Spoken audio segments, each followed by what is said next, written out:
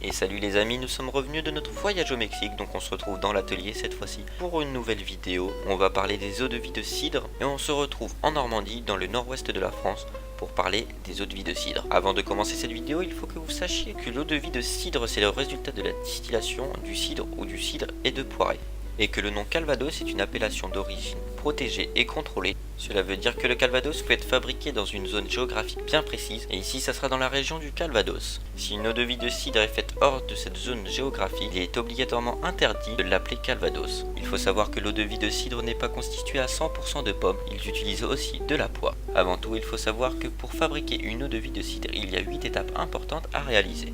En première étape, il faut bien sûr récolter le fruit, donc la pomme ou la poire. En deuxième étape, cela consiste à faire du triage et le pressurage pour obtenir le jus du fruit mûr sélectionné. Troisième étape, nous passons à la fermentation alcoolique qui va durer environ un mois. Le produit obtenu, donc le cidre, doit titrer entre 4,5 et 7 degrés de volume alcoolique et le taux d'acidité doit être inférieur à 2,5 g par litre. Maintenant, nous passons à l'étape la plus importante qui va définir notre eau-de-vie de cidre. Donc c'est bien sûr la distillation. Elle va être soit double, soit en continu selon la zone géographique. Après, la cinquième étape consiste à faire vieillir votre eau-de-vie de cidre, donc sous bois de chêne, en fût ou en foudre de chêne, neuf ou ancien. Après, nous passons à une étape très importante aussi, c'est l'assemblage.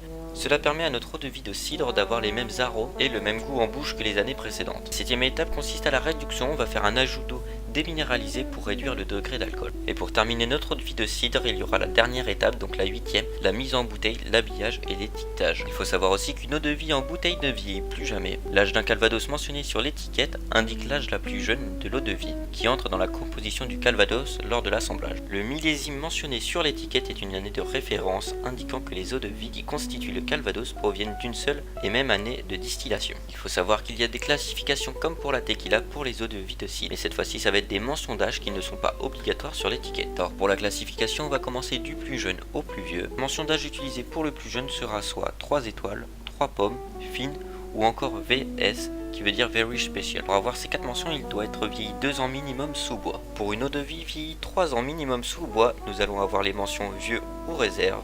Pour une eau-de-vie vieillie 4 ans minimum sous bois, nous allons avoir 3 mentions d'âge différentes, donc VO pour Very Old, vieille réserve, ou encore VSOP, Very Superior Old Pale. Et pour terminer, pour une eau-de-vie de cidre vieillie 6 ans minimum sous bois, nous allons avoir 5 mentions d'âge, donc on aura hors d'âge, extra old, extra très vieille réserve, très vieux, et pour terminer, Napoléon. Il faut que vous sachiez qu'il y a aussi différentes appellations d'eau-de-vie de cidre.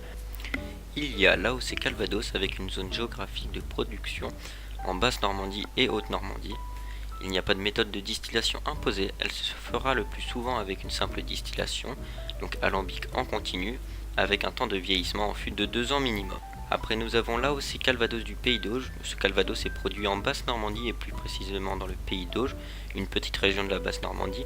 Lors de l'assemblage, ils ont autorisation de rajouter au maximum 30% de poirée dans la composition de leur Calvados, mais cela est facultatif. Pour pouvoir porter le nom d'AOC Calvados du Pays d'Auge, ils ont l'obligation d'utiliser une double distillation avec un alambic à repasse avec un temps de vieillissement en fût de 2 ans minimum.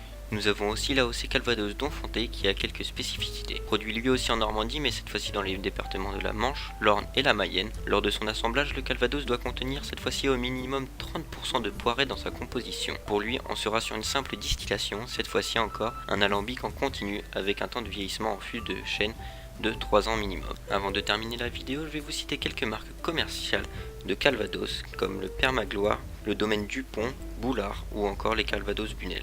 Merci d'avoir suivi cette vidéo les amis et n'hésitez pas à me dire en commentaire ce que vous en avez pensé. Bien sûr, si vous avez besoin de plus de détails dans quoi que ce soit, n'hésitez pas à me le dire aussi en commentaire. On se retrouve pour une prochaine vidéo, cette fois-ci sur le thème du thé.